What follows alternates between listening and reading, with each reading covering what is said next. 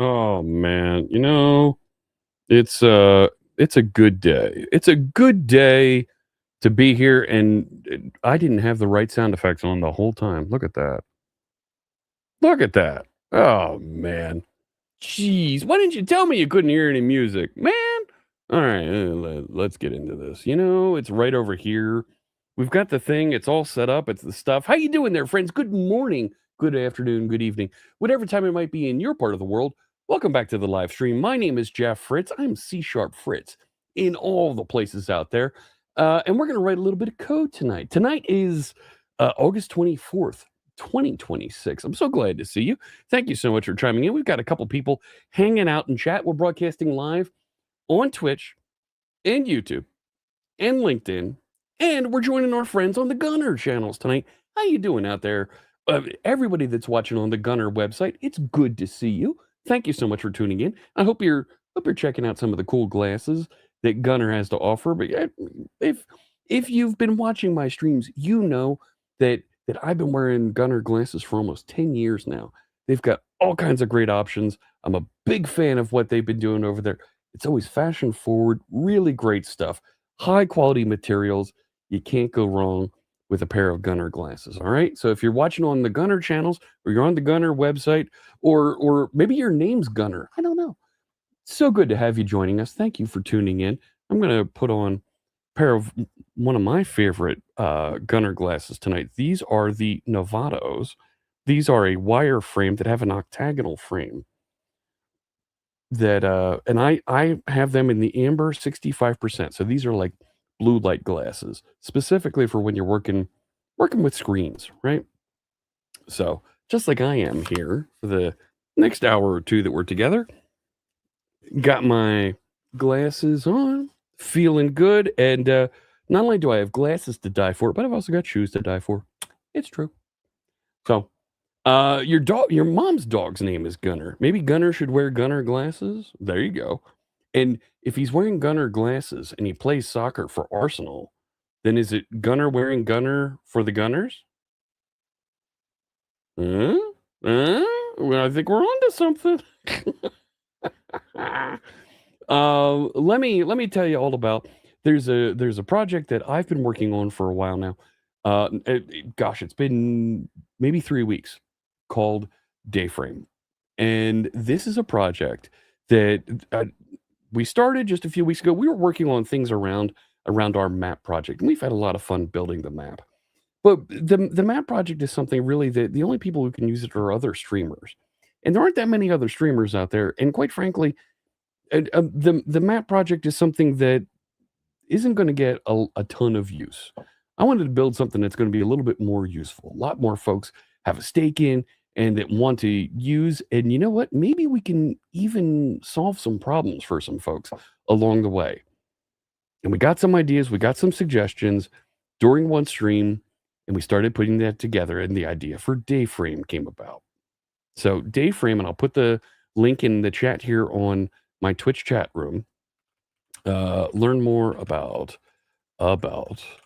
Dayframe at getdayframe.app. And it's a website right now. You can't get the application. I'm not making it publicly available yet. But it's an application that you can learn more about. Let me put the website up. Go to the website here, friend. Like, show it off. There's a thing there that we built here on stream that's kind of fun, and I want you to learn a little bit about. There it is, right here.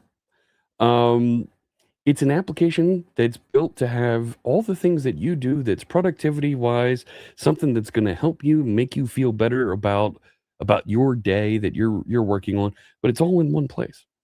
We're trying to pull all these things together in one place, and it's slowly growing, and it's not done. It's not anywhere near done.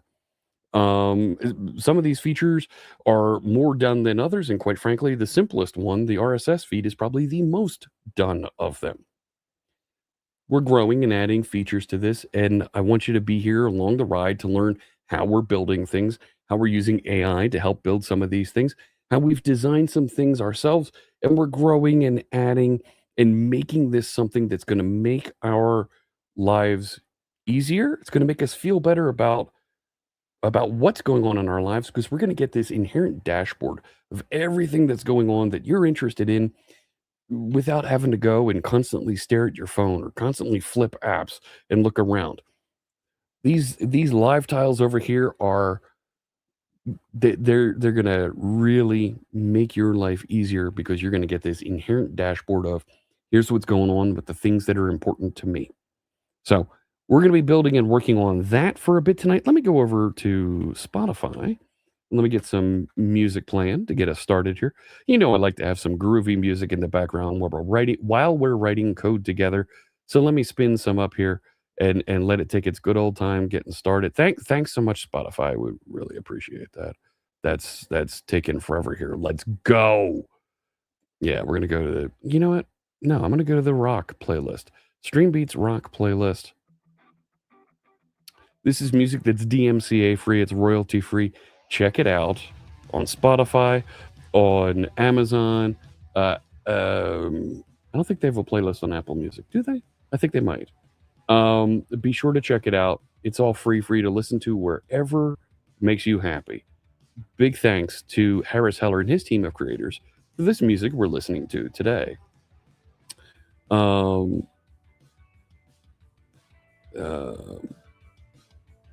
Here we go.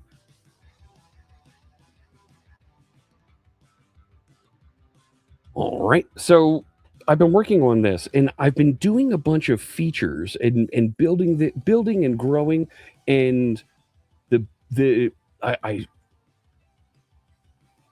chat I sent out the friends and family first copies of Dayframe. And overwhelmingly the first bit of feedback that I got was it's so bright. What the heck? Because it doesn't have it has dark mode, but dark mode doesn't like go all the way through it. So I queued up a number of things that I knew I wanted to fix, I wanted to improve. I queued up some feedback that I got from some of our friends, and right now there's only 3 copies out there in the world. Folks that are trying and tinkering and using Dayframe. And they've already given me some fantastic feedback. So we're going to take a look at some of their feedback, how I've queued it up into a couple of sprints, and we're going to hammer through. We're going to let Claude work on some of it. I'm going to work on some of it. We're going to get this moving. I want to show you how I'm looking at planning for publishing copies of Dayframe, because there's a couple steps to this when you're building a native app. It's no longer just, hey, there's a download on an FTP server over here, and you get the name of the FTP server when you go to the gopher hole over there, and you come back through, and you're going to find it, and there you go. Liliana, hey there, friend. Good to see you. She might be one of our testers that's tinkering and playing with Dayframe right now. Because there's a number of folks that have said that when they look at that Dayframe UI, just looking at the picture of it in the website here, it starts to scratch an itch for ADHD folks, for folks who are feeling who want to organize and have things that look and feel a certain way. You might know how to do app distribution. Shmuley, do you have any idea how difficult it is to do app distribution if you have less than $200 to spend?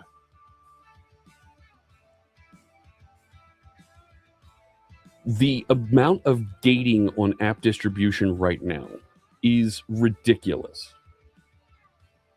Not putting it in the store. No. Because if I put it in the store, there's requirements that come on me that I don't want to adhere to. No. Not putting it in the store. I want to publish an M6 and let anybody download it from anywhere they are. I want to control my own update cycles. I don't want to have to go through approvals every time I publish a new version. These are the gatekeepy type things that stores bring. That when I publish a new version, I want to publish a new version. I want to push updates onto it out there that folks can get their hands on and try out. So, like, those are facts. They might be good for some folks. I'm a little bit more control-y like that. So, let me show you what I've got here, and then we'll dive in a little bit. So, of course, Dayframe, I've been building with Claude recently. That's why I usually use old development stuff, reboot tech. Not going to disagree with you. That's wrong folder. That was a demo that I'm writing for a presentation that I'm giving this week. So at least it'll still be M6, so I can publish M6 using one of the $10 a month coupons from, what's it called? From Azure. So, like, that works by me. Yep, there's my GitHub OAuth constraints, but you don't have my user ID. This has become a real pain in the neck. I don't know if you've seen this recently. Every time I open GitHub code, I open Visual Studio Code, I have to re-authenticate with GitHub. Every time. It's a pain in the neck that every time I open Visual Studio Code, I have to re-authenticate. Like, I'm authenticated on my PC. I'm authenticated in Windows. I'm authenticated in how many other places? What else do you need to know? We're not gonna. So I've been documenting and working on deep linking and deep pinning. That was a key feature of Live Tiles. Not built yet, but design is coming together. Yep, there's Claude. So this application is built using Blazor hybrid architecture. By doing that, I've got a main application called Dayframe right here that is built with .NET MAUI. That means I can target. It's not going to show it to me in this folder. Interesting. That means I can target Windows, Mac, iOS, and Android. The problem with iOS and Android right now is I'm building for a larger screen. I need to design for the smaller screen if I'm going to target phones. I'm not there yet. Not yet. So right now I'm only targeting Windows. But what I'm able to do is configure and load up all of my services for each one of the capabilities here in one place. And each one of those modules, each one of those features of the application is a separate project and a separate folder down here. So it's completely isolated. Each one of those I can isolate and I can build independent of all the others. And that means that I can target and build them better with the AI because I have a much smaller context window to work with. I focus on web development inside each one of those folders. They roll up inside of a native application that gets served and runs. So, WPF admin mode. Oh, you're speaking to me. As a neurodivergent person, Liliana says the app is amazing. So, have you even played with like the color changes and some of the customization things? Like the screenshots that you've shared with me, my friend, I haven't noticed that yet. Steve doesn't have too much trouble with the stores, but I do skip France because of their special requirements. See, there's things like that I don't want to deal with. Downside is I still need an app signing certificate for Windows. Yep, that's what I got to do. So, happy to give up some control for the things it gives you. Like what? A bald-bearded builder. Sounds like local corruption. Local corruption. Tell me more about that. Stoked for the start of football season? Let me tell you, they're saying good things about my school here. They're saying good things about my school. I'll believe it when I see it, but by the end of by 2027, by the next season, we're going to be seating more than 109,000 in our home stadium, and we're going to take the number one capacity stadium in North America. Putting live tiles on iOS and Android? Maybe. If we can't have Windows Phone from Windows, yes, I will. They're hosting it and they deal with how to update. I don't have to do any of that stuff either. Windows Store update is unpredictable. When is it updating my apps? Oh my gosh, P2A 2020 with the resub. P2A 2020 just resubscribed for 29 months. Thank you so much. 29 months.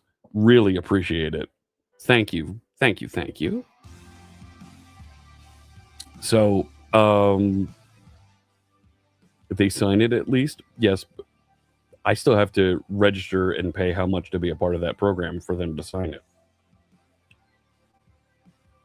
Like,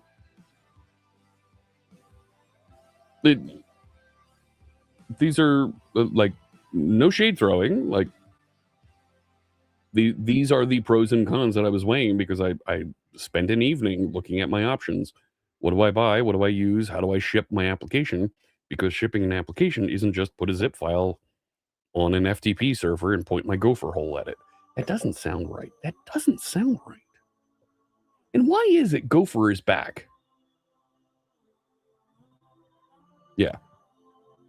Yeah, there's a registration fee to join the developer program. I thought it was an annual fee. I thought the store was an annual fee. I could be wrong, but the Apple Store is an annual fee. So you can upload to the Winget. So all the modules, all the configuration for these are sitting down here. So I now have a Blue Sky module that I was able to define and add. Why are these over here? Fine, you want to be over there? We'll be over here. We're coming over to this one. And it just gives itself some names and locations, and here's where the icon is, and so on and so forth. Store is free for personal. Yeah. This isn't going to be personal when all is said and done. And then I have my own attachment to the what's it called? Dependency injection here. Don't think even company needs to be paid. Help me out. Send me some links. I'd be happy to take a look. But the store isn't the only place that I would want to distribute. So, they do, you do. Who do? Rudo? When do? Let me run the application, show you what it looks like right now. And maybe we'll even get lucky. And feature will be running. We'll be able to go it. Store is happy to not be the only way. Yeah. They charge company. Yeah. That's a thing.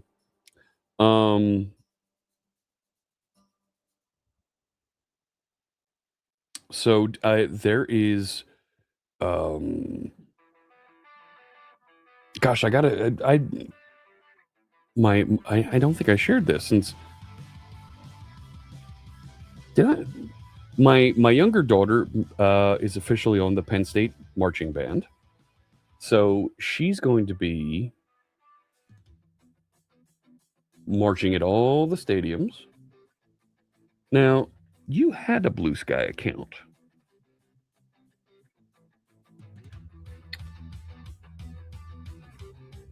Dark theme came through properly. Yeah, an RSS feed looks mighty fine. Not gonna lie.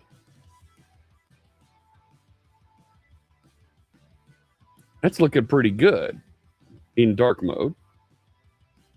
Let me go back in here. And if I take it over to light mode, save that, John. No. No. You didn't do it right. You didn't do it right. I tell you, gotta go fix it. All right. We'll go take a look at that. Even company is now free. Steps to open a developer account. You need a DUNS number, official business documents. Hey, Thindall. Hello. Yeah, you probably should be sleeping.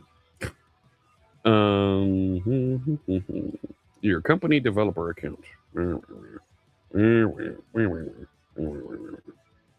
So here's my number one concern. Once you go down one of these paths, am I locked into it?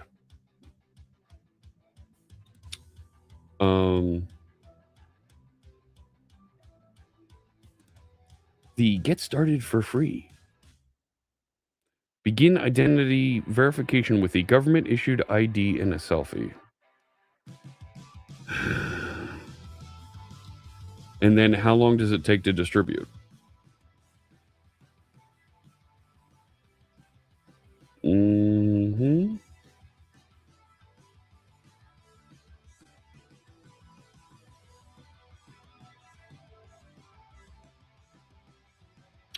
Yeah. How long does it take to distribute?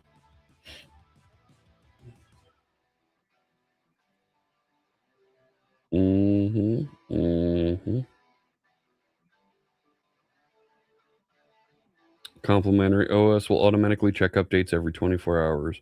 So everybody gets updates. S mode is supported. Really? Is S mode even a thing?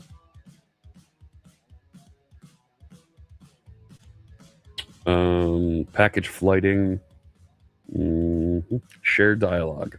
That could be compelling. Right? To be able to share with Dayframe. That'd be important. That'd be cool. Windows 11 backup and restore feature can be automatically installed. Package your Win32 app as an M6. It's a Win64 app. Use installer solutions from one of our partners. Use the M6 packaging tool. Blah blah blah blah blah.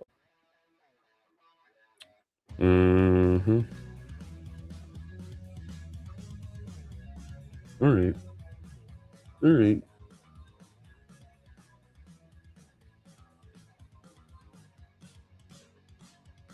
Take care, Thindall. There might be another person that was tinkering with and trying a little bit of Dayframe earlier today. Two things you notice about the Windows App Store is you haven't seen a way to push release notes. You don't see a way to download the MSI. So here's the thing.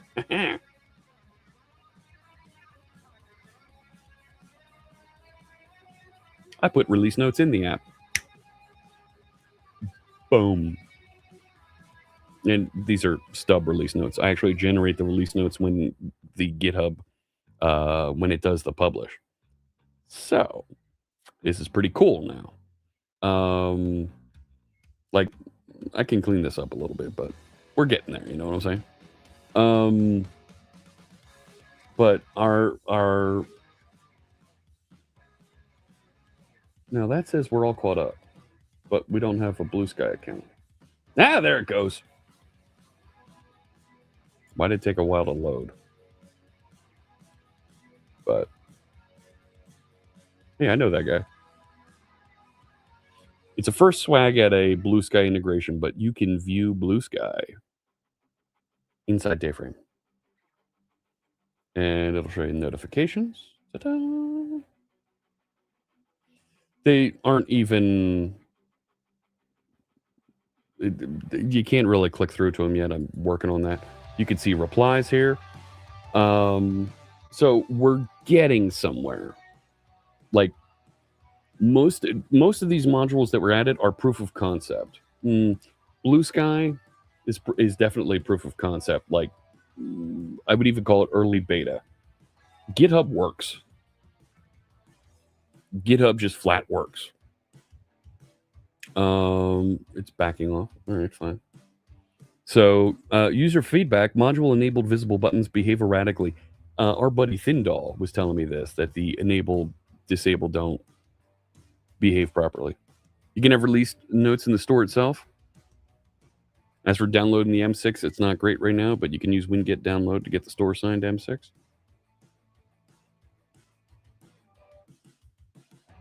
Okay. I've got the ginger ale cranberry that I've been just swigging here.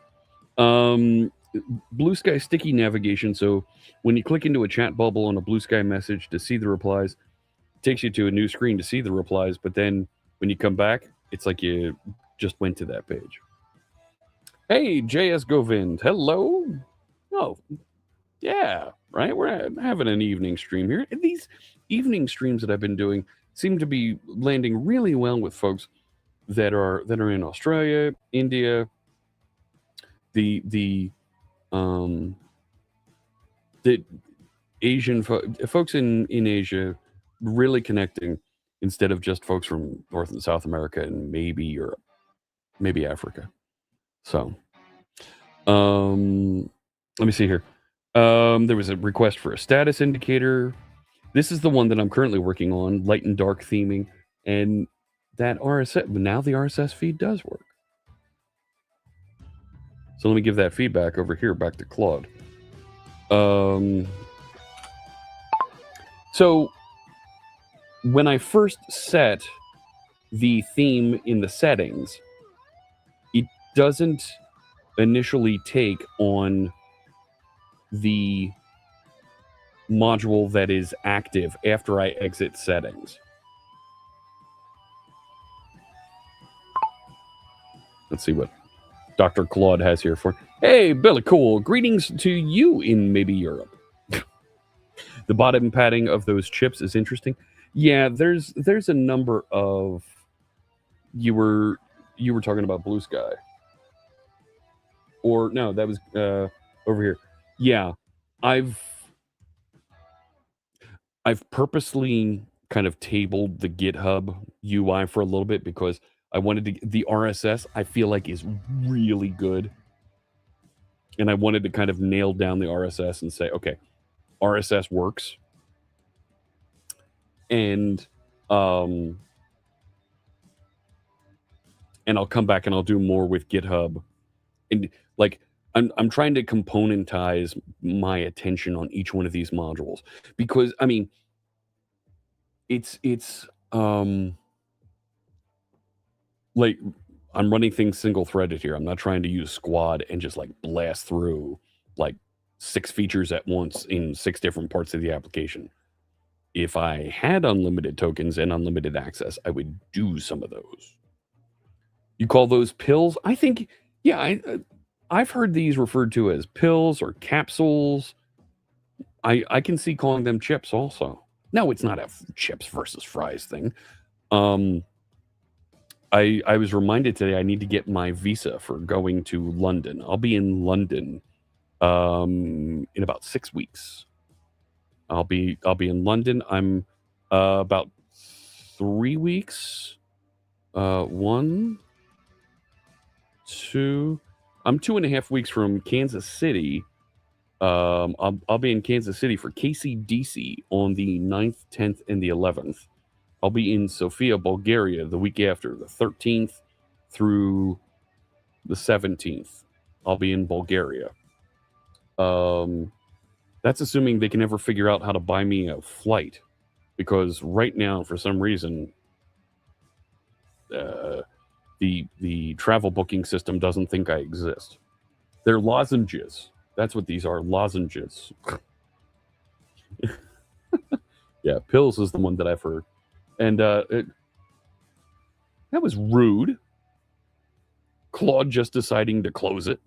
Look at me. I'm Claude. I can go and close things. Close things. Hey. And now, yeah, you made it too big. Too big. I did update.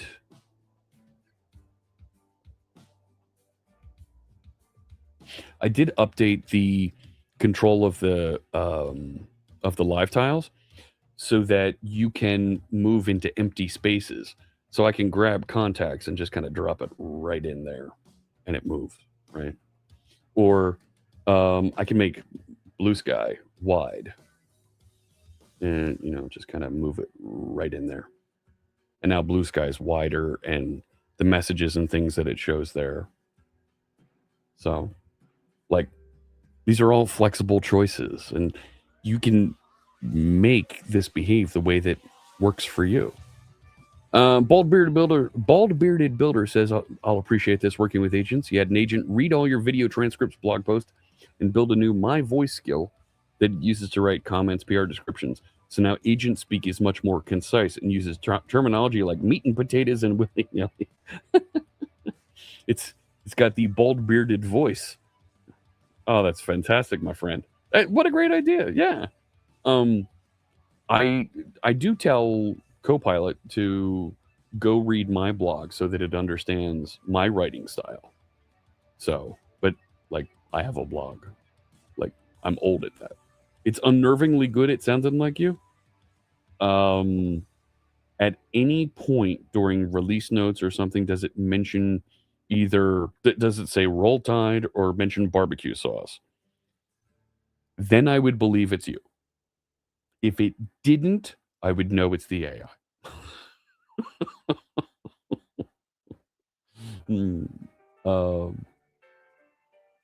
And like, these are good things. What are you doing here? So, don't give a piss about nothing but the tides, says Larry. Oh, it's SEC country, all coming to town here. Look at this. It would if it transcribed the Twitch streams. Well, okay.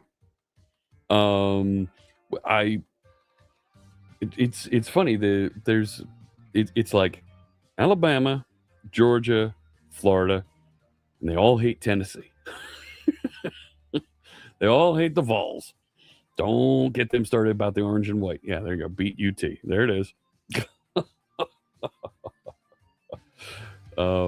And hey, look, we feel the same about Ohio State and Michigan. Okay, those two want to go at each other like it's nobody's business, and they want to have a drop, knock down, drag them out fight. That's fine. You go ahead and do that. You can both lose for all we care. Born and bred, self-hating Vandy fan. Oh, I'm so sorry. And you've got to and you've really got to hate UT then. I feel like UT is a school, is a club that I like to keep an eye on. Of the SEC teams, they're one I like to keep an eye on just because of how many times I've been to Knoxville and really enjoyed being around their campus.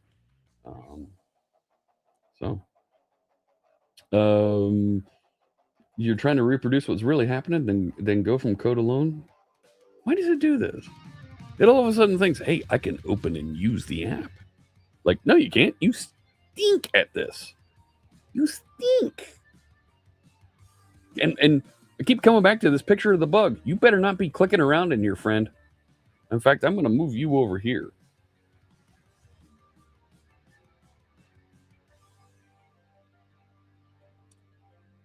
Like, we ain't going to dox me. In fact, you know what I did? Hang on. Stop the press. What's that? Born and bred. Yeah. Okay. I actually, I created another Google account that I could use for this. Right? Yeah. Let me grab this and somewhere over here. Nope, not that one. So in order for you to be able to use Google services, I have to add you to a list. Like, otherwise you can't use Google services with my application. Hey, look at that. So what I should be able to look, you can't see it. I've got badges working on the toolbar. Like, I added that feature. Like, that was a thing. Let me jump into settings, and I'm going to change my Google account. Yep, there we go. That's what I'm talking about. Fresh doxing, just like Dad used to make it. Thanks so much. Just tell the world. Nope.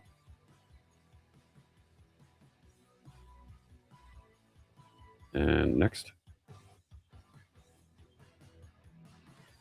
Yep. And continue. Yes, you are allowed all access. And I even wrote the little custom login screen. So, hey, sign in complete. You can go ahead and close this and go back to over here, which now has my faux account. So I should be able to close this, and let me just make sure it's not going to show my email. Nope, it still shows my email.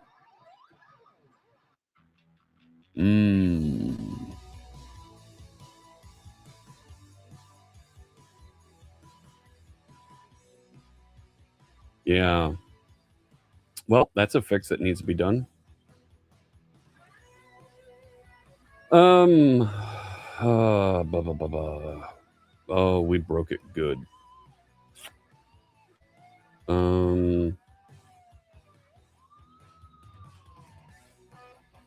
Hey, Chris Funk. Air Fryer, Texas. Good to know. That's still going to town.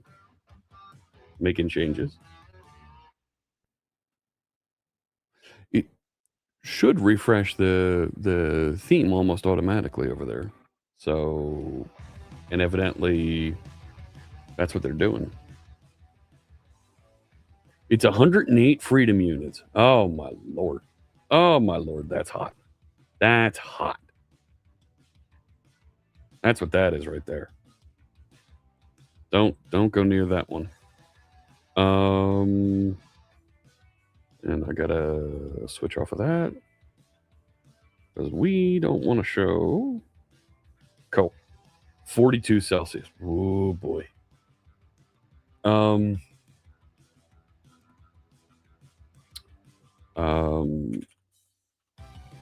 I need to give it a minute to get that done. I'm gonna create a back over here, over to this. Yep. I'm gonna create an issue for when you change accounts, it doesn't clear out the old the cache. When changing accounts, the local cache for each of the mailboxes is still populated. We need to clear the cache locally of all emails and email folders and contacts and calendar appointments when shared provider accounts are changed. Yeah, yes. I'm the only assignee. Like, do it. And that's email module, even though it's all of them. Actually, yeah, that too. And we'll tell it to address this one. I'm going to have it work on it in this milestone right now that I'm calling Sprint 7, Personalization and Theming. So when we look at milestones, this one we finished. Preview hardening. Come on.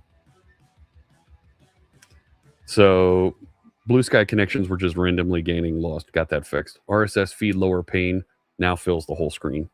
Blue sky module, I was having a testing issue with that. Got that fixed. GitHub module does not refresh load project data after settings configuration. Got that one done. And WebView 2 child processors were just kind of getting orphaned out there. Got that cleaned up.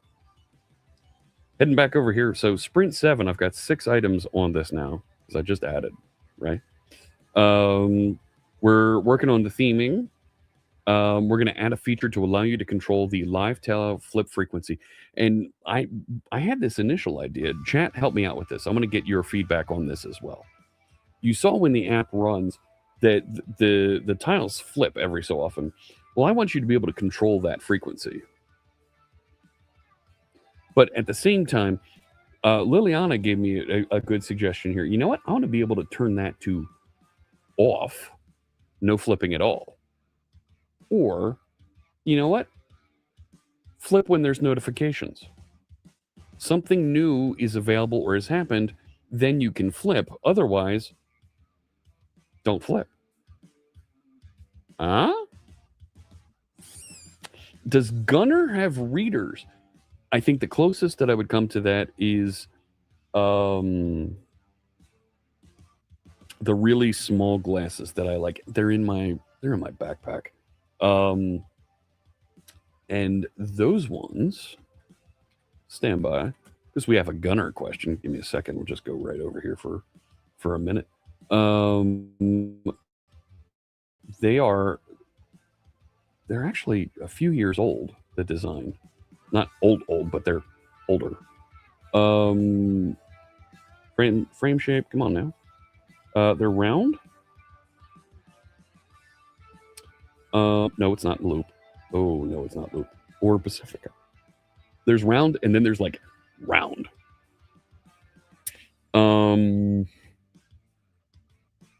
They're not there.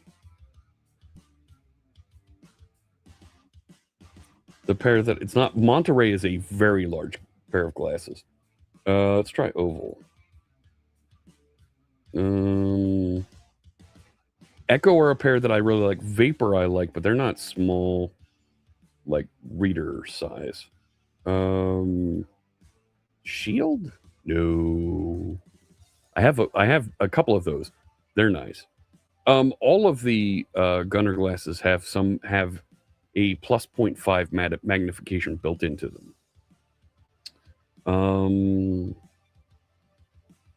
No way. They're not making them anymore?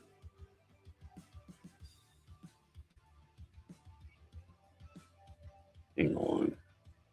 It was like, I don't see them.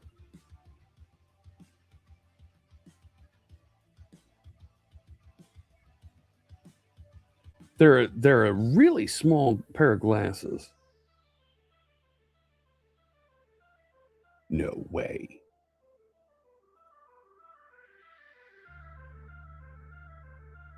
Well, they have readers listed here. I mean, right?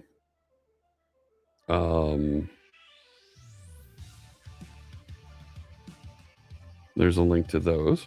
And of course, if you use my code just below and use that link, you'll get 15% off when you order these. And they'll even put prescription lenses in there for you if you'd like. Gosh. Or is it under? It's no, not featured. Sort by age. No. I don't like the Vertex. Hang on. They're a lower priced one and they're smaller. Yeah, there we go. Kids glasses. No. Hey, I know that guy down there in the corner. The Overwatch Reaper glasses look cool, but that's not the ones I'm thinking of. I have Mustangs. They're nice. Yeah, load some more. I have Ellipse. I have Echo. Why can't I find them? Pinnacles are great.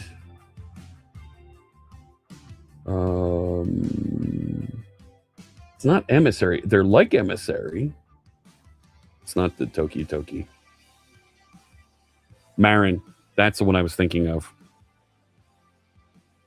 These are phenomenal. They're not explicitly in their readers collection, but get these with a prescription and you're not gonna go wrong. I really like those. So, where was I?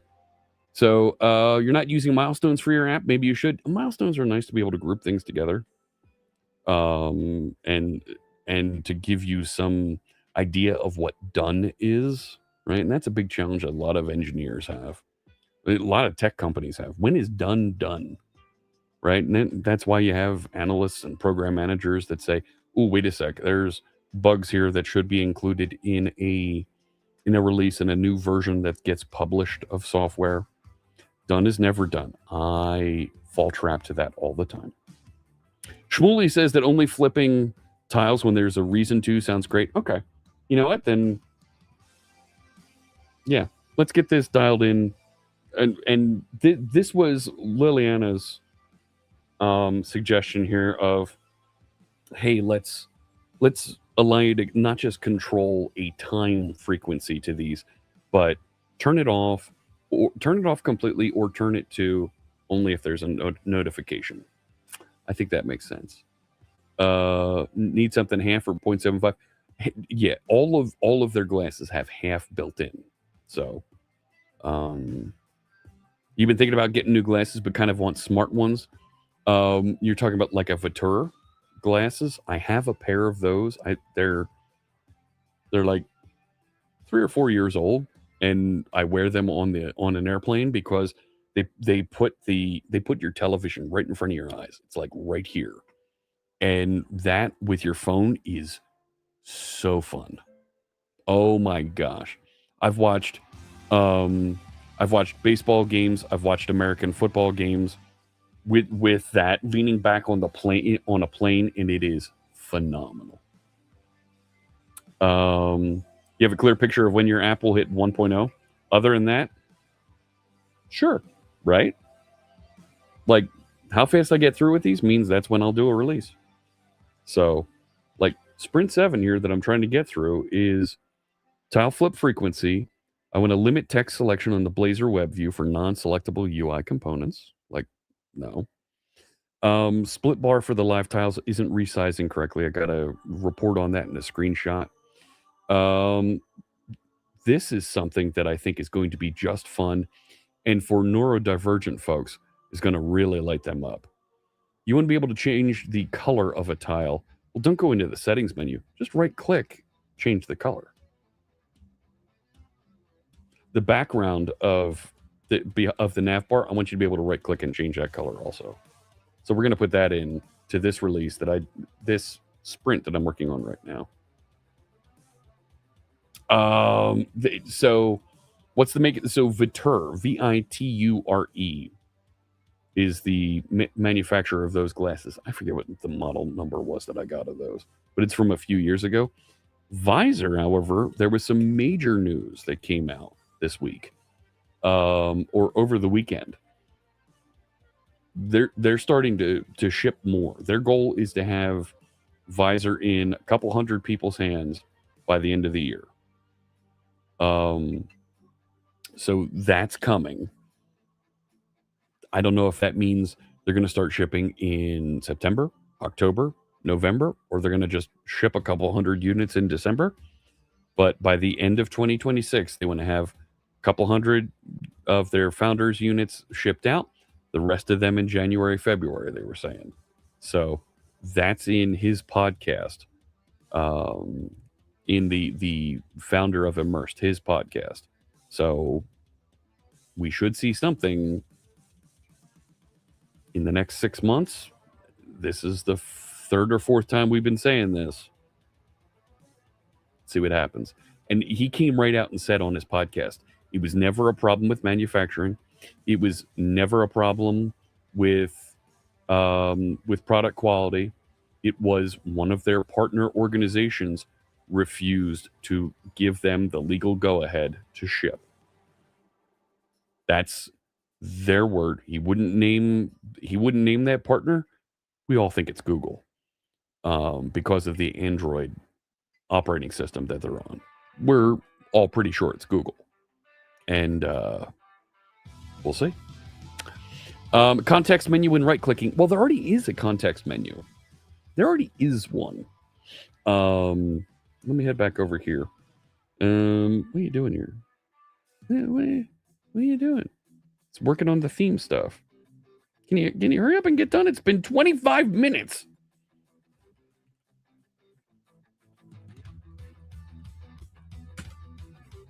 Let's go. Martin says Visor is supposedly productivity-focused XR glasses.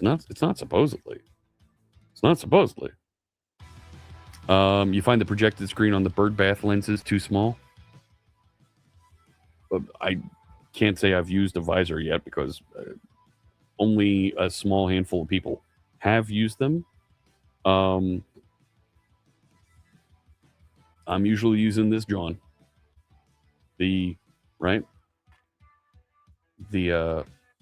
Right, this is all headband, but the MetaQuest 3 is the one that I'm typically using. And like, I've got battery in the back, extra battery in the back for the battery up front. So I can be in there in VR space coding for hours. So where the battery with the processor on that thing, it usually is done within an hour. With the external batteries, I can go for a good 4 or 5 hours. And I've got 2 batteries that I swap in there. So, but yeah, Martin, it's supposed to be very good because the visor, because it's going to have 4K lenses in each eye. So, there's a leak video, and Meta 3 with visor software is great. Yeah. There have been a couple. There's actually not leak videos. It's they send it out to. They sent 2 pre-production units out to 2 of the most supportive guys on their Discord, and they went and recorded some video, but they literally had to put the camera in the device because there was no video out from it. So I'm very excited to see it as well, because when I need to. Right, and many of us out there are developers, and we need to be focused on things. When I need to be very focused on coding for a long period of time, I use Immersed. I use my VR headset. I put on headphones, and it lets me block out everything and stay completely focused. So when I'm working at my computer and I've got several different things that I need to be looking at and doing, and other people, I'm expecting phone calls and meetings and such, I'm going to be wearing my Gunnar glasses. And I always get compliments from folks on the different Gunnar glasses I wear because they look cool. They look great. So, what are you doing? We're a half an hour in here, and I asked you to do one thing. Like, what are you doing?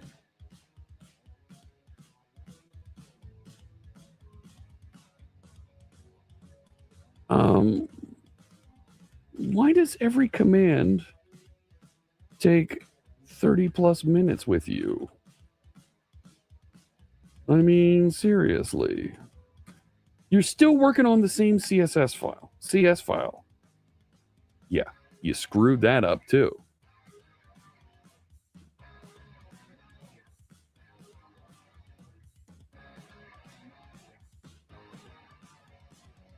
Sometimes vibe coding works really well, and other times it gets so flippin' confused. Like,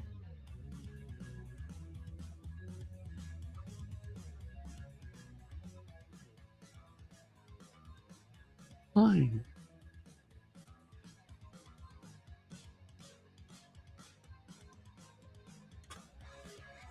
Build and run this 3 times back to back to confirm stability. then run the full test suite.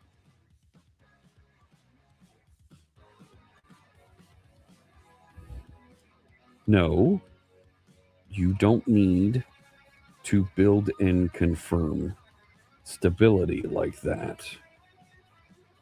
Stop with the extra builds and tests. So there was a start failure that was happening because there was a configuration error. So I told it, hey, you made a configuration issue here. And ever since, it's down to 3 build times. It was building it 5 times. Like, do you know how many tokens it's wasting building and killing it, building and killing it? Like, stop it. Like, look, for IN123, do .NET test. It's literally running the tests 3 times. Why?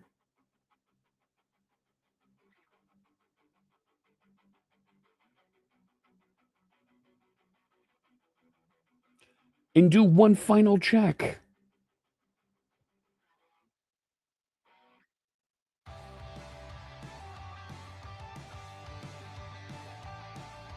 Are you kidding?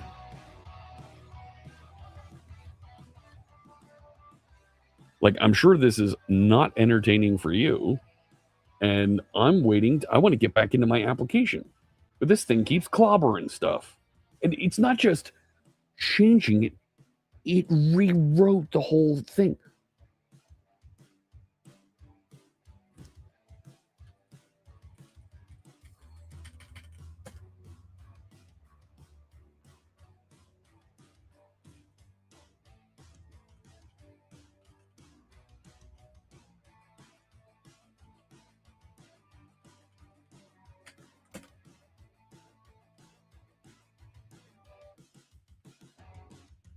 You're doing 5 times the work that doesn't need to be done. Stop that. No, it's not.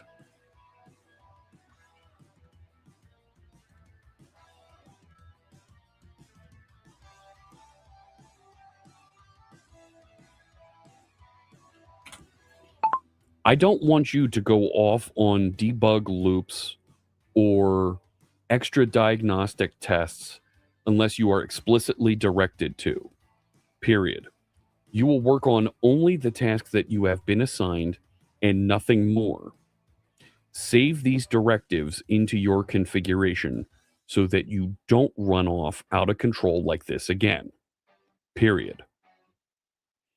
I often describe you as an ADHD 7-year-old who's high on sugar running around a candy shop. And you just proved me right. Again.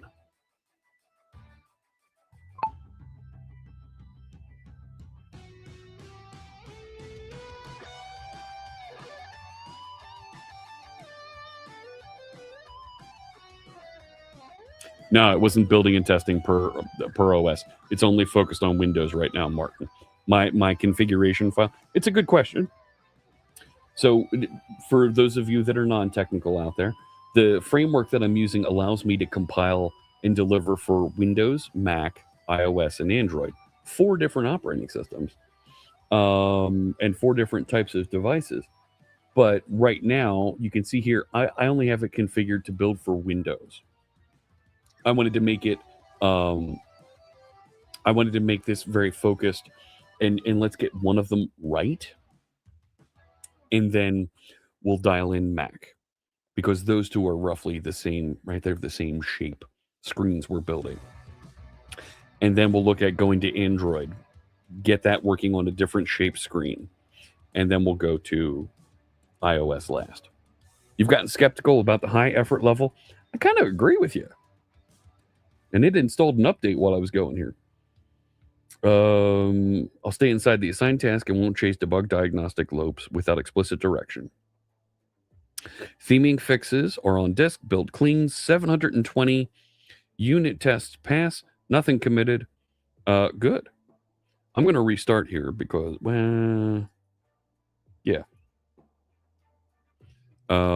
Let's exit right now. Yep, exit and stop tasks. There we go. Let's hang on. Just double check. Yeah. What do we got? Good.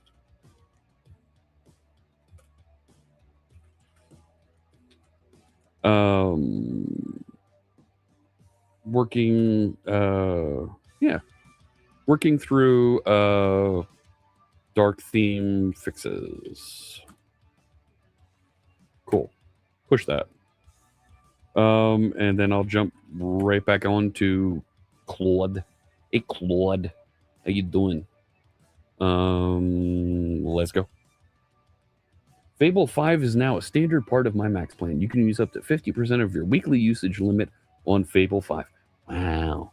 That's so handy. No. Let me see. I'm not going to go into there.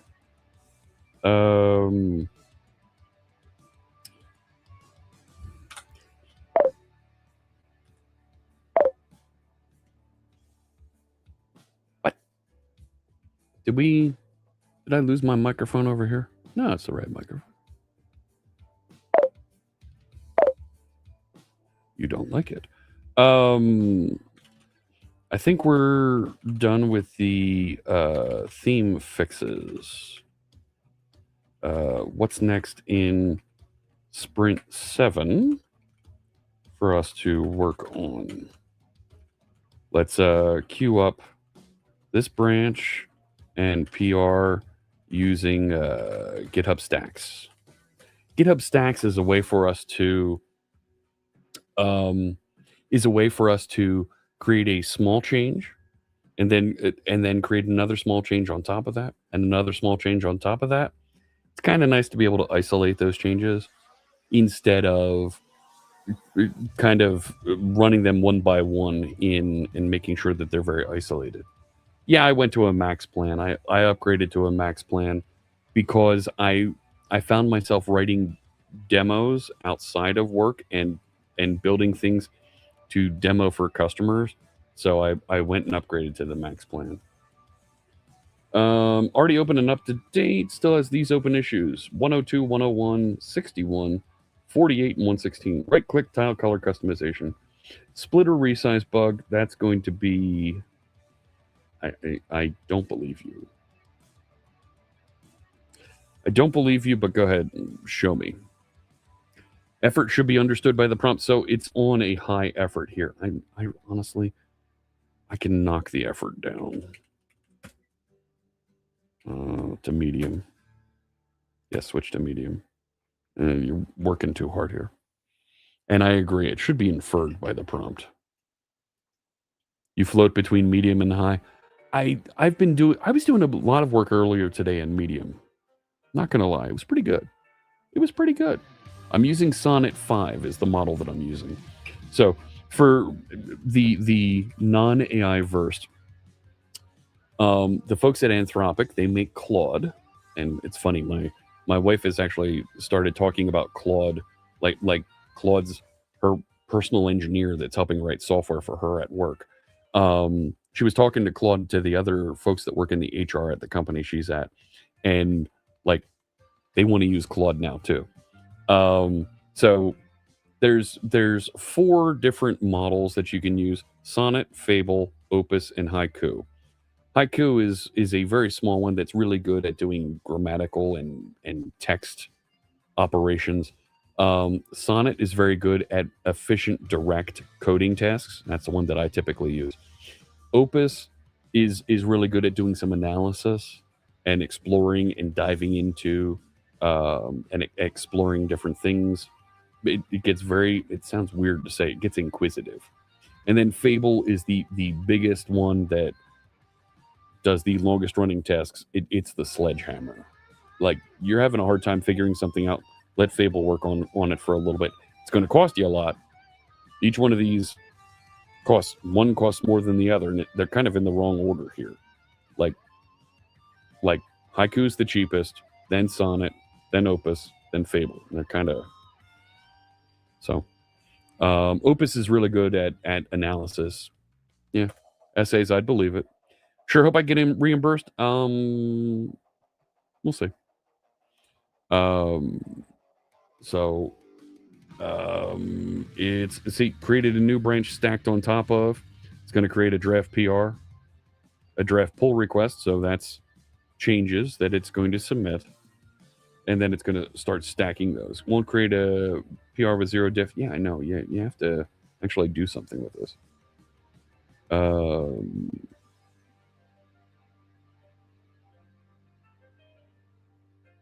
During a same column count resize.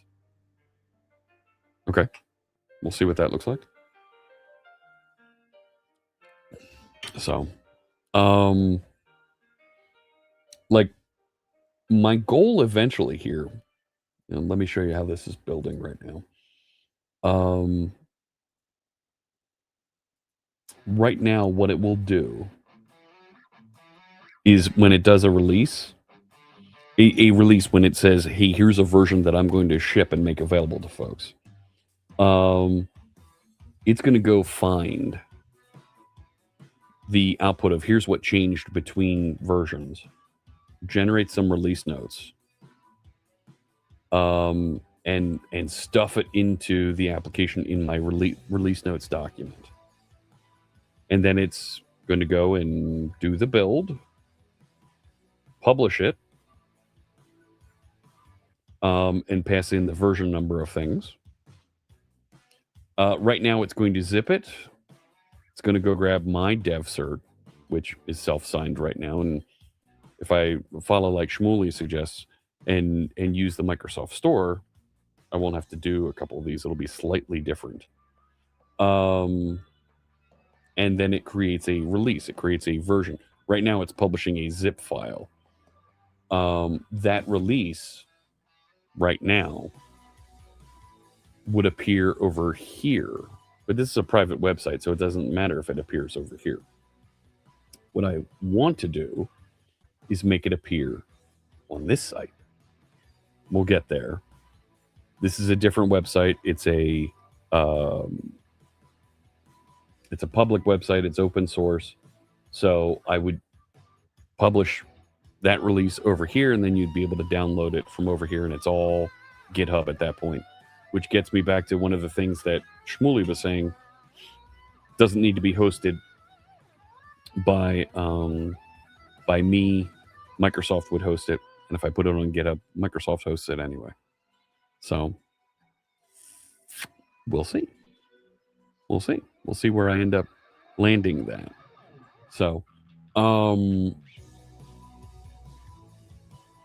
and I think, where'd it go? How we doing over here?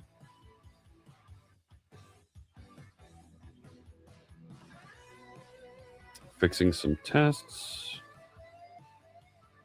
Yeah, the number of tests that I've had it generate and review, and I don't review all of the tests. Some might call me what are they calling it now? A meat proxy. I review how the application works and I click into them. And I make sure that they work properly. Oh my gosh. I don't know if you saw my daughter. My daughter is an art teacher in East Lancaster. She just published photos of her art classroom on Facebook. And I want to ask her if I can share it. Like, it's so cool that my that my daughter's a art teacher and she's really enjoying it, and she's inspiring and getting kids excited about art. That's what all that we ever want from our teachers is, whether it's art, it's tech, it's math, it's chemistry, it's shop class. Do they even still do shop class? Like, get the kids interested in something. Inspire them. Like really dive in and have a good time learning about something. Hard to do with kids in high school, and she's doing it and having a great time with it. You're downvoting the term meat proxy. I agree. Don't like that one bit. So here we go. We're going to be running a stream again tomorrow morning. And hopefully Claude runs a little bit better tomorrow. Like, I don't want to be sitting here for another half hour while you're, well, I'm going to run this 5 times fast and see, make sure it all works. Shut up. Like, it ran all 47 tests. You don't need to run the full test suite every time, buddy. Like, and the fact is, like, my test suite, oh, you know what? It's doing the playwright tests.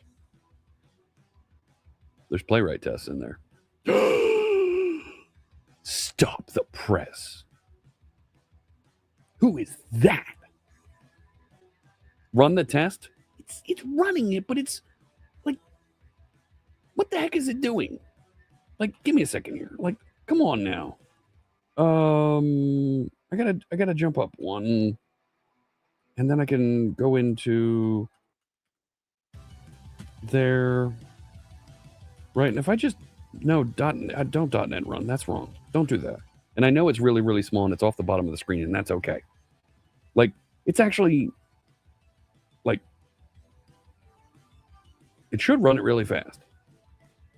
It's the build of, why is it building? Hang on. Wait a minute. What? Yeah, 4.4 seconds. Like, including the full build, it was 20 seconds. And it ran 724 tests. Like, let's go. Now. Good, you found the thing. That's great. Let's show the people what they came for. Like, welcome to December 2025. This is how we build software now. Yeah, right. I don't want to wait 5 minutes for a build, darn it. Like, go. Like, what are you doing? Why are you restoring again?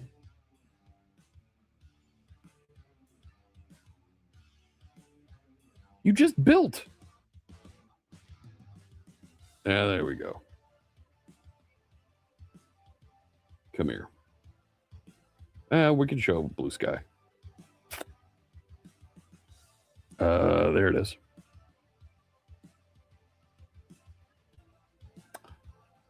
So, Heather, I don't know if you've seen this. This is Dayframe. Those are live tiles. The Enrichment Center reminds you that adequate error handling was a triumph. Was yours was not. Come on. Please proceed to cake dispensation failure. Charlie, I know you're teaming up with Claude. Charlie and Claude mean no good together.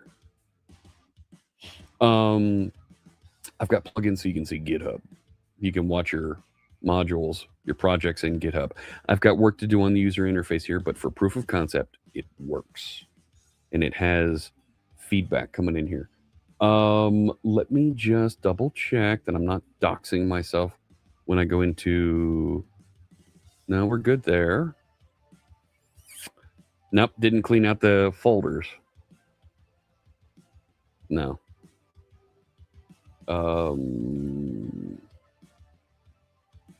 Yeah. Here's what we're going to do. We're going to work on that one. But I need to prioritize 116 right now. Really?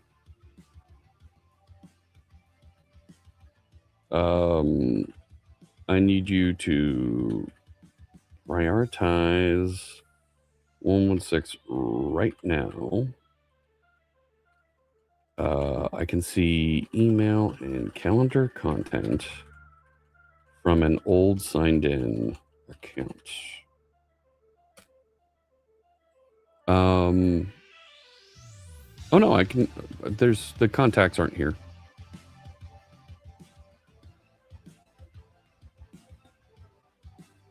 So contacts will appear in here. The Blue Sky content, there it goes. I don't know why it's taking a minute now to dive in and load. There might not be any cake for Charlie Bot, but Mrs. Funk is making blackberry cobbler. Oh, dude. Dude. There's an RSS reader in here also. So I don't know why the content's taking so long to load.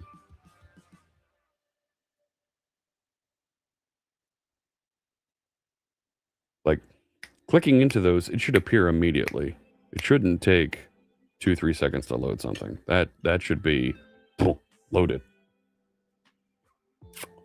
Data exposure bug, yeah. Good. Do it.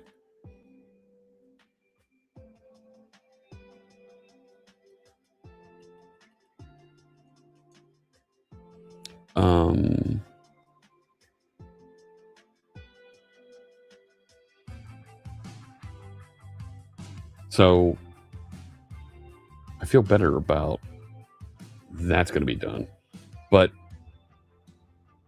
all of these modules just all of a sudden got really slow on me, and I don't know why.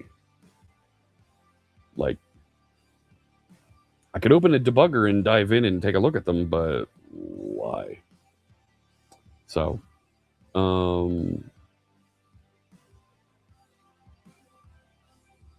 you want me to use /voice for?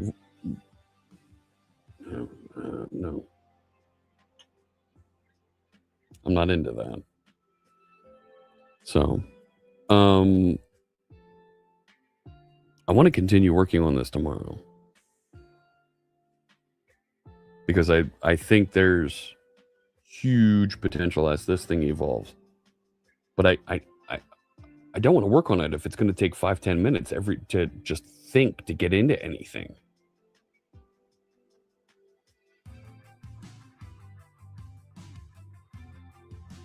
A provider cache invalidator. What are you doing? Yeah, this has become development. Watch AI do all the things. It's kind of frustrating at times, to be honest.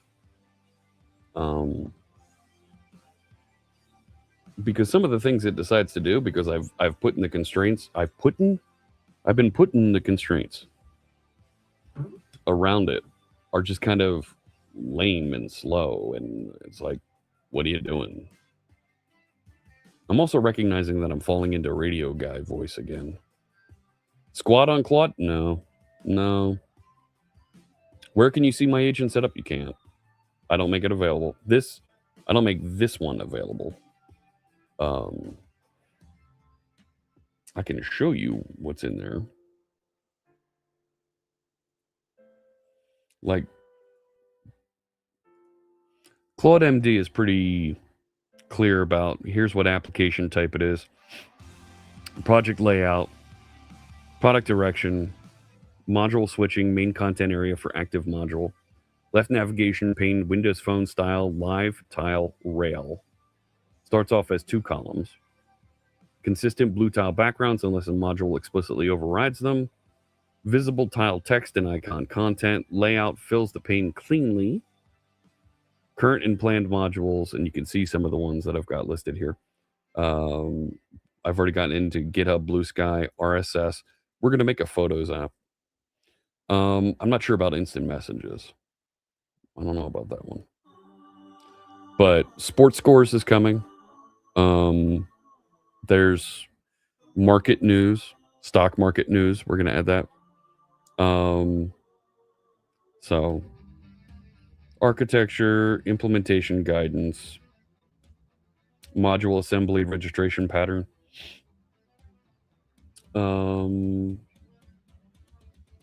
Because everything is a plugin. Everything is built to be very modular so that I can test these things independently.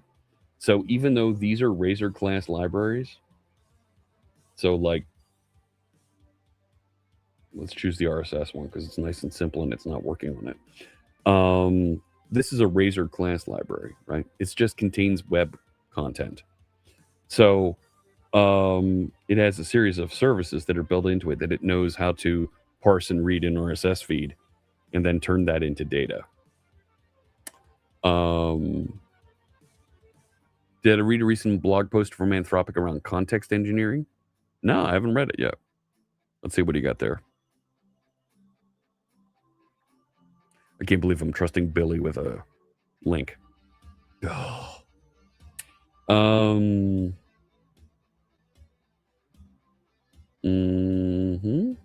Context is generally across many requests, so it cannot be specific. How do you build these general prompts and guidance, especially when you don't know what the user's prompt might be?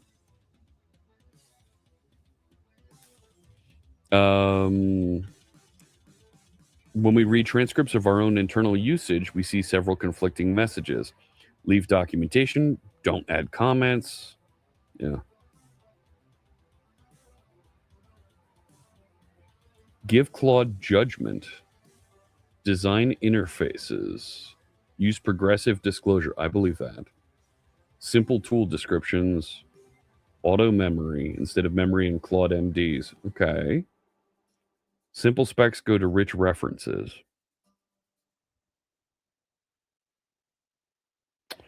Right, Wes? Let Claude use judgment. Interesting. Then give Claude examples. Now design interfaces. When to use lists, worked examples, create and update a task list for the current session.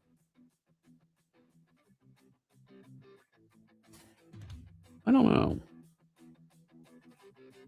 /doctor and Claude will suggest improvements. I think that sounds like a fine idea. Let's see how... Come here.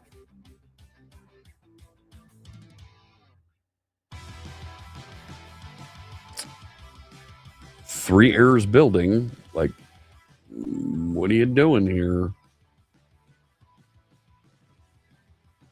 Like, you don't need to build the whole thing every time. Maybe that's something we need to tell it also. Do /voice first. Let's see if we can get that working.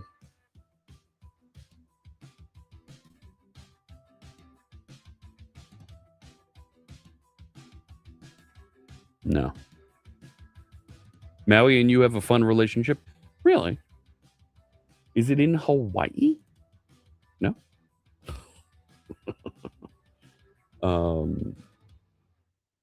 It's the build time of a Maui app that kills me. So if I can do builds of just the Razor class libraries, because that's all that's changing, do it. Yeah, Martin.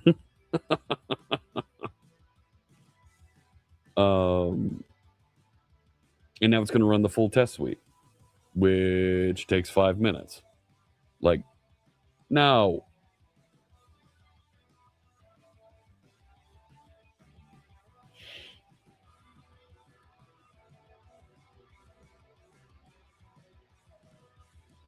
Tick, tick, tick, tick, tick.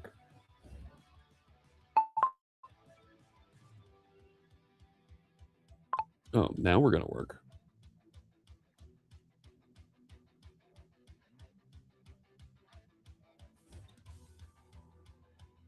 And now you're going to run it again. And we're going to run it again.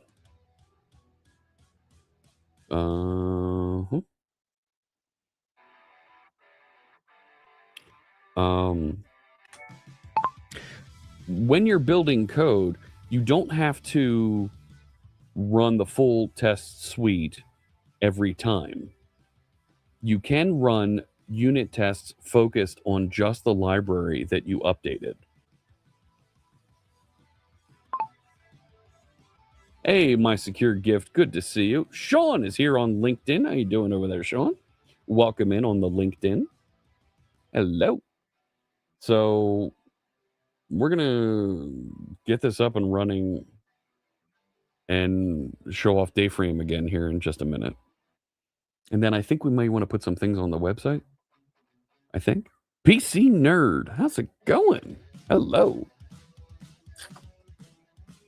So I built in security up front as one of the things on this, so that things are stored securely on disk and moved around and restored properly and all that jazz. So, come on now.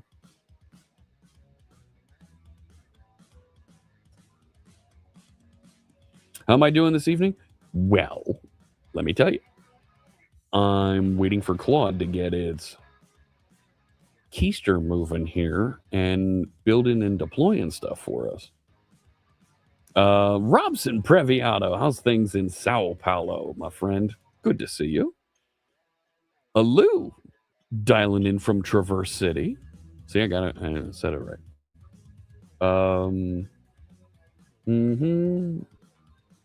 Never cleared the content there. Blah, blah, blah, blah, blah, blah, blah, blah, blah, blah, blah, blah, blah. Theming still open. Gitifying? What's Gitifying?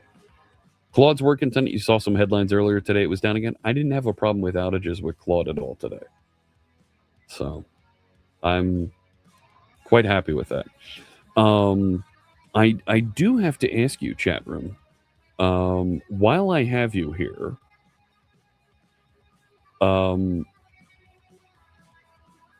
when I open this up and I make it available, so I'm in a friends and family private preview right now. Like, I'm literally, I know that there are major features that don't work and aren't written in here, and I'm getting some of those addressed right now, like that. At 696 tests passed. I'm going to make this available. The next private preview round that I'm going to release, I'm going to extend an offer to all of our friends that are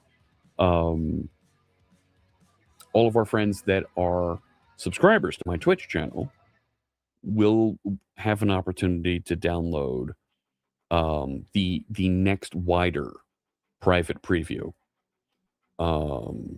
And I know there's one or two of you out there who might write a blog or two. I know there's a few of you out there. We'll get you in on that list also. You did 97% of your 5-hour session limit and 100% of your weekly limit on Sunday. That's a lot of activity, Sean. That's a lot of coding you were doing there. Not gonna lie. Cool, but that's a lot.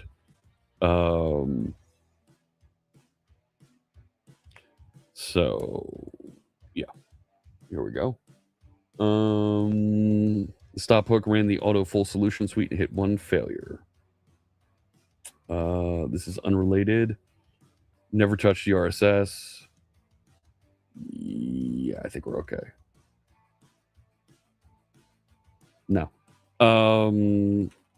Commit and push PRs as possible, including the theme fixes. Go do those, and then we're going to come back. How do I have Claude connected to my GitHub? It's right there. It's a thing.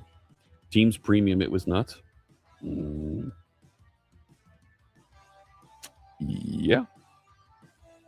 That's a lot of code you wrote. Not gonna lie. Yeah, that's right. The build artifact is right there. Remove that. We can, yeah, leave that alone. That's the preview release that I sent to a couple folks earlier today. Yeah, good. Count switch cache fix. I'll run it one more time here. That's not how I spelled .NET run. You fool! And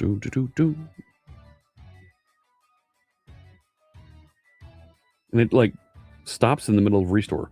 Like I need to put a no restore on this thing because it just like grinds to a halt trying to restore.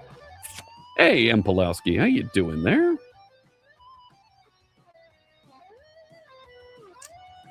Coming up on Blue Sky, that loaded properly. Go into the email. Yeah, it's still. Hang on. I'm gonna disconnect Google and then reconnect it.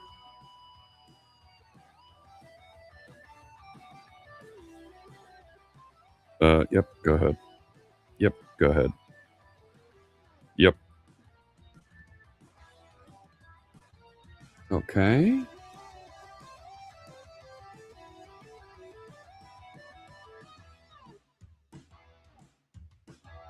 There we go.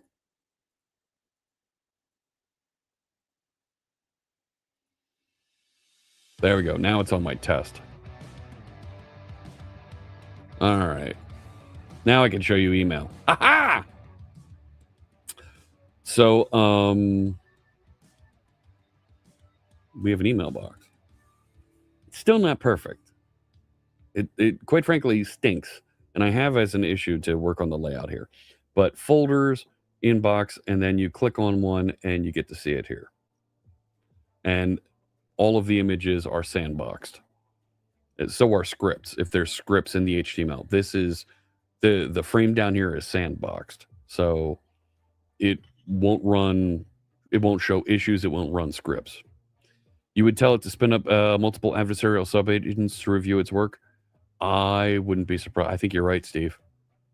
You spent a day last week setting up Quen 3.8 on your gaming desktop so you can access it from Copilot and VS Code.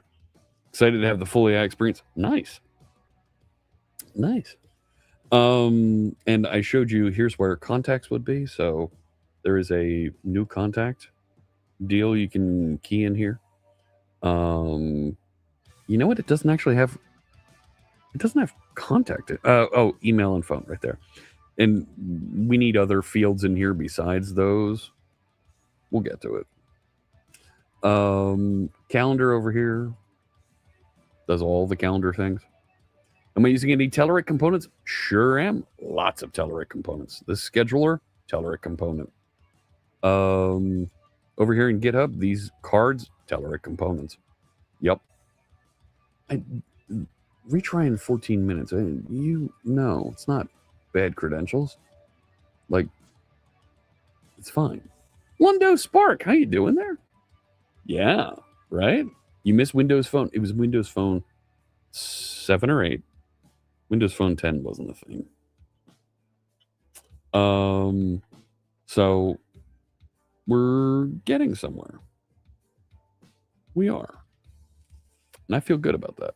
Am I going to have the ability to import your calendar from other sources like Google Calendar? I'm logged into Google Calendar. That is my Google Calendar.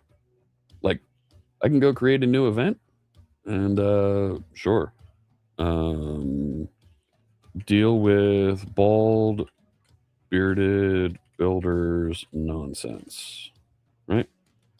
Save that. And there it is down there. And it's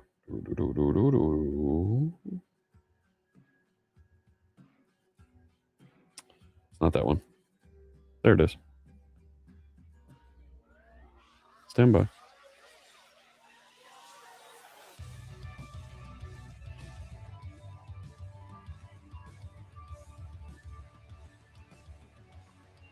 Yeah, thanks. Now available in dark mode. So here I am in the Google Calendar for my test account, and there it is. So I'm mapping and showing your exact calendar inside Dayframe over here. I'm only allowing an hour for that. Well, he does have to get to bed. So yeah. 10 was nice on your Lumia with the picture over the tiles rather than the solid color. So that's a feature that I'm going to add later. Like, there's other things that I need. As a Google Calendar diehard, you're not completely sold. That's fine. Because there's more features that I know Google Calendar has that I need to get in here. I also need to like you think Google Calendar has dark mode? Yeah, you know what?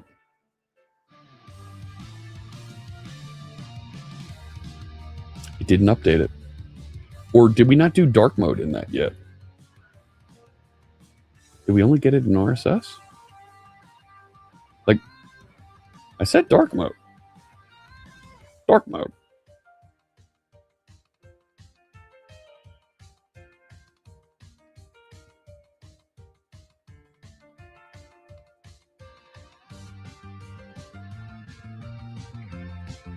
I also don't like that CSS loaded so late.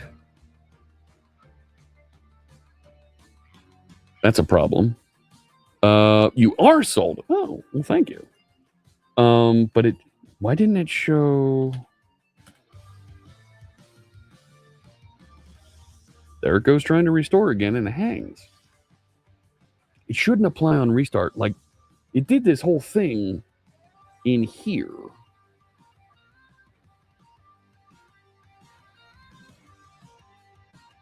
It started in the background. It's still in light mode. It's in dark mode, but it didn't pass it into here.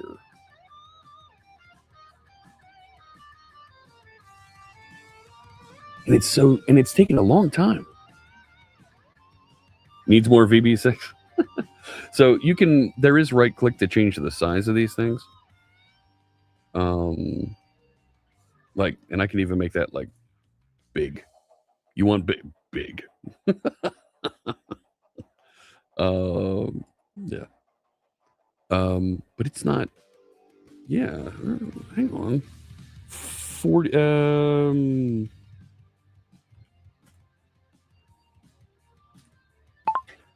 Let's go back to issue number 47. We were working on applying dark theme here and having it apply evenly across all of the modules, and we tried to set up some sort of a invalidation and reloading of the dark theme CSS. It's not loading the dark theme CSS when dark theme is selected right now, and all CSS is taking really long to load in the application. Period. We're seeing noticeable delays of different modules starting and not having styles applied when they start up. Period. So Claude, do me a favor and take a look at this, John, and give me some fixes. Period. By the way, John is spelled Jawn.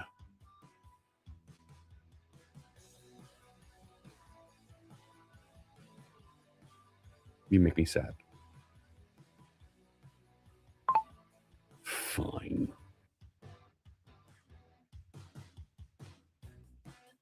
Don't understand Philly. Like, I just drop John in every now and again. Is that so wrong? Like, it shouldn't apply. Lundo, you're sold on the live tiles? So, right, and the thing with the live tiles isn't just, hey, they're over there. They're like a glorified toolbar.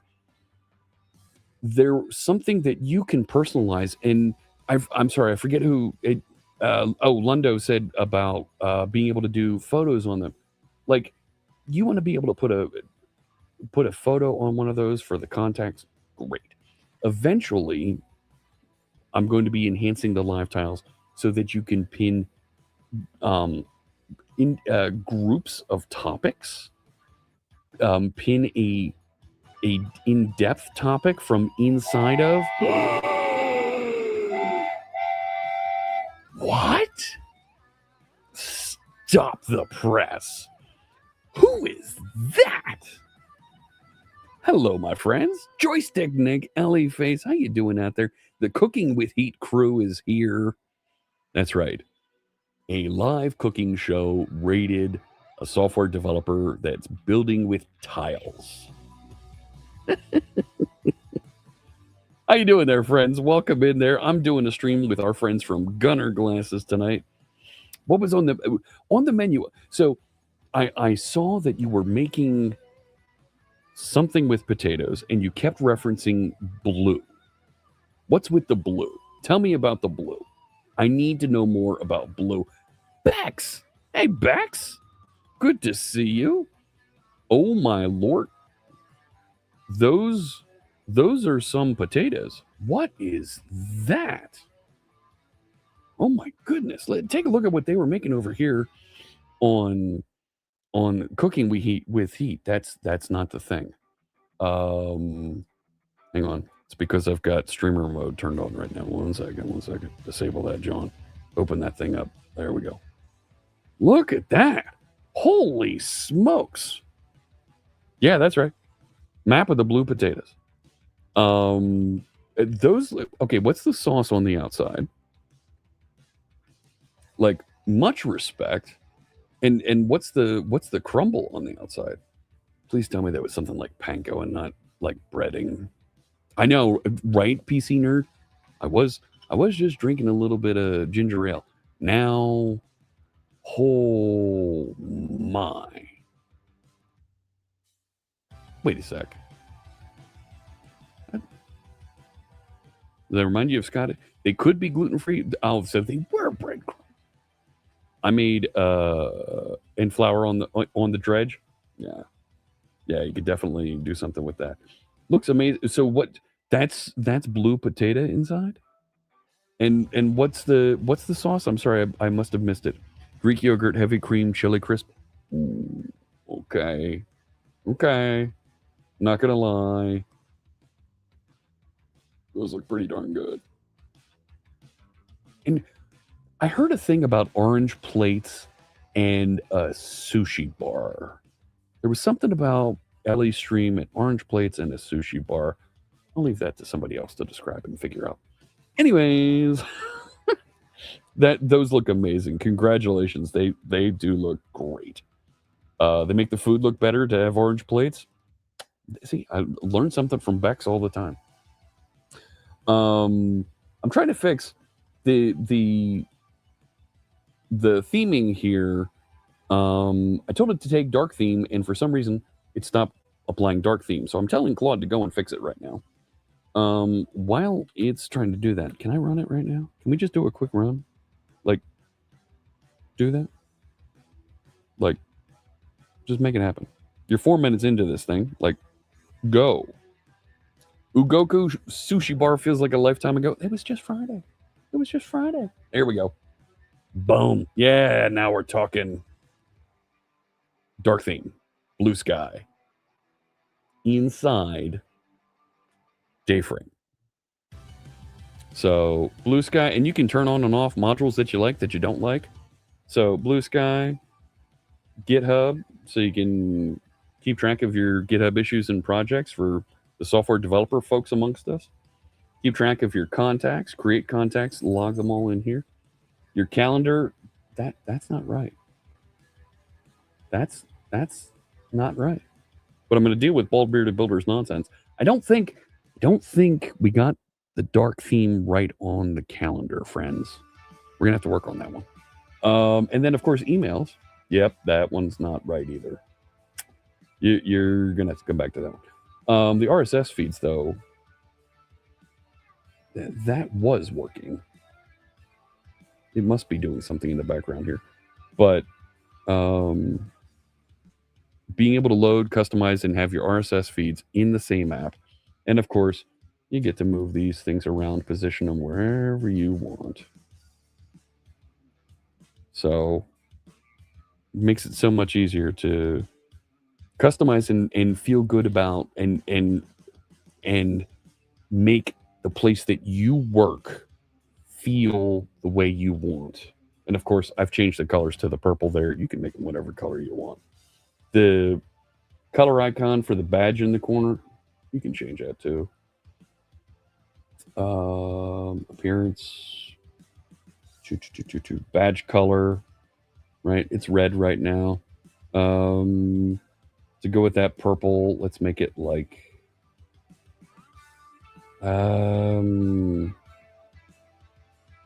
let's make it like a light blue.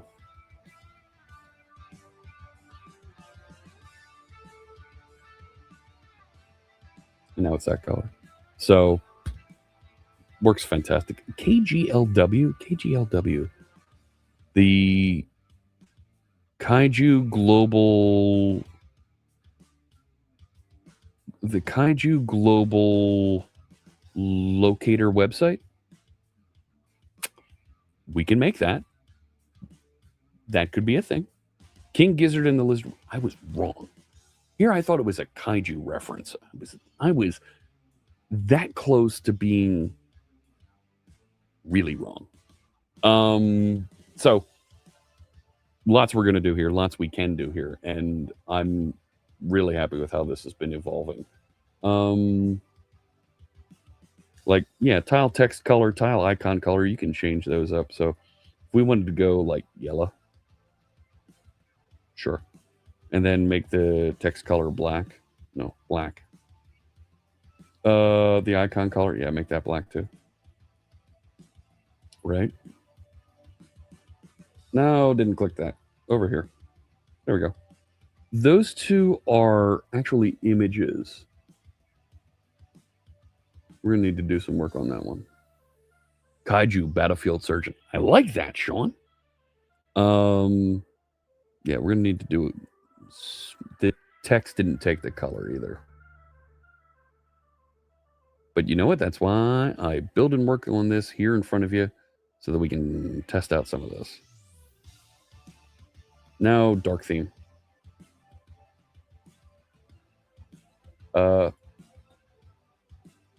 Rats. Appearance. Dark theme. Save. Thank you. Now it took them right away. Still got some things in there to fix. But we're getting there, right? Like, there's a huge amount of functionality that we've built and delivered up to this point. That little things, easy to go through, easy to prioritize and fix. How we doing over here? Adding cache buster tokens.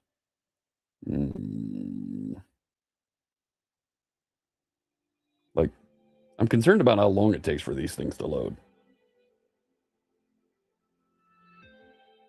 You know? So,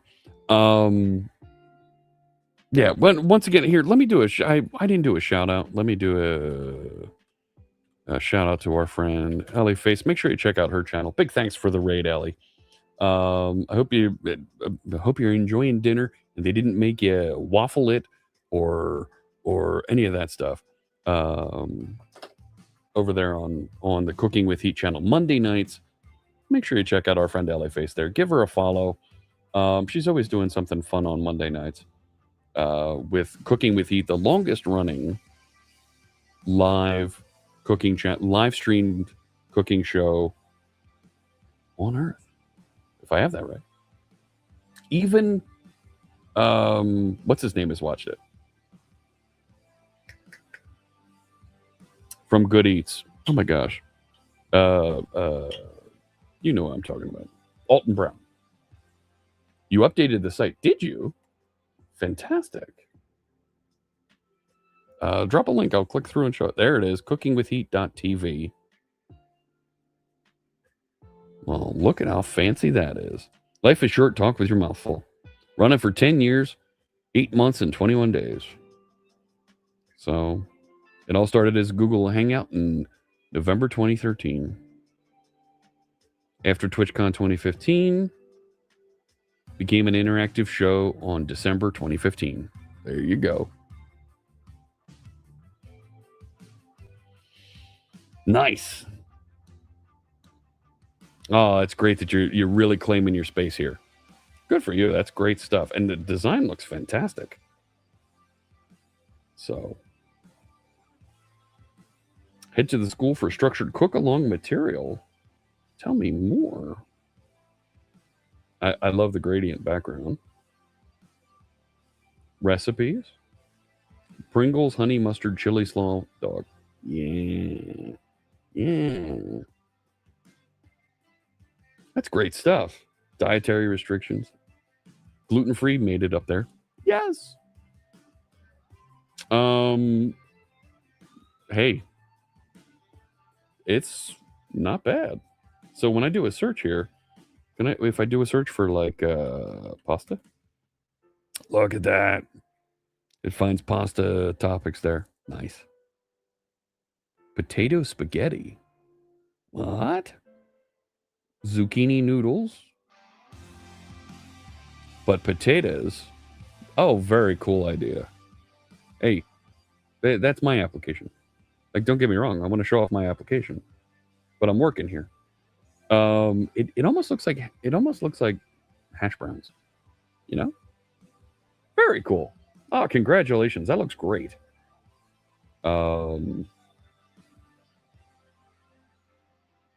So I think I need to put a Twitch module into this thing at some point.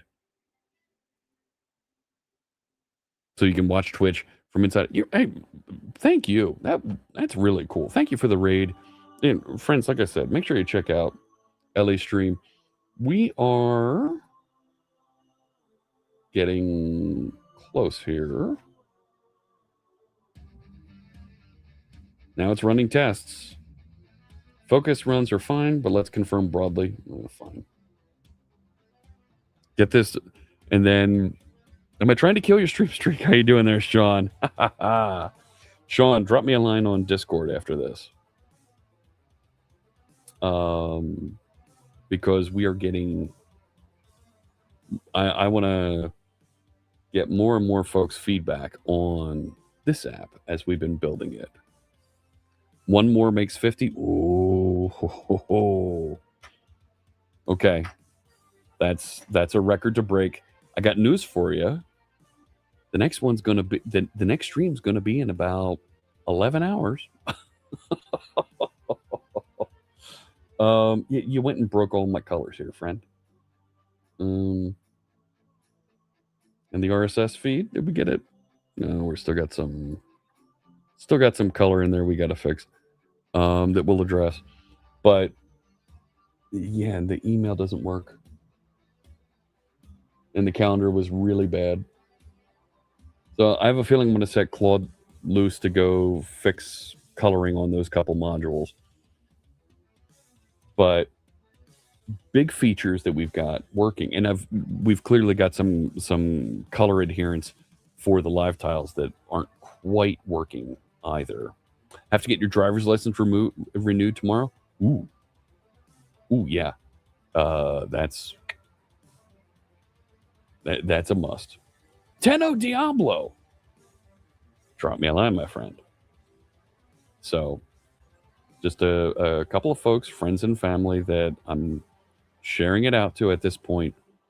We have builds that work, that we're not quite there with light mode yet.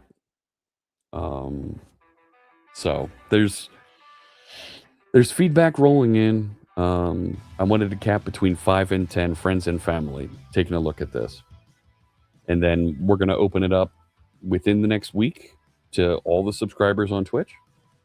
And if you're out there and knowing that, we'll do more with this. I'm really happy with how this is growing.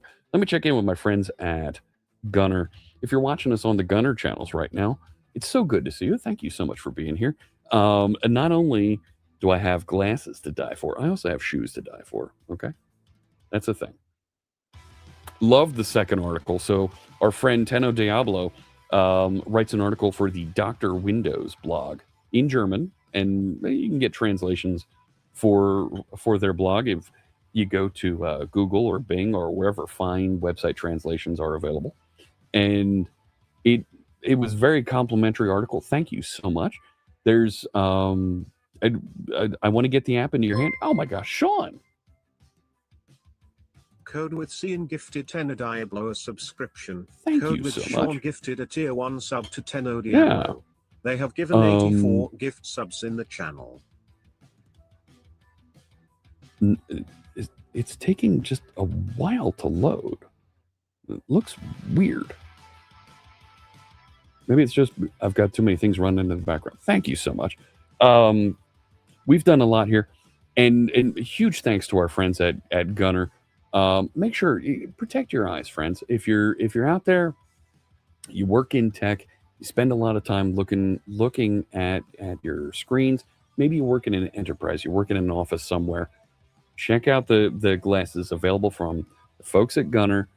They're fashion forward. They've got men's styles. They've got lady styles, all different shapes and sizes of faces. There you go. There's the link if you want to use my code to get a 15% off discount. All right. So huge thanks to our friends at Gunnar. And I'm going to wrap up here in just a minute with the rest of the folks on my channels. But thanks to everybody watching on the Gunnar channels. We'll see you next time, and we'll say goodbye to our friends over there.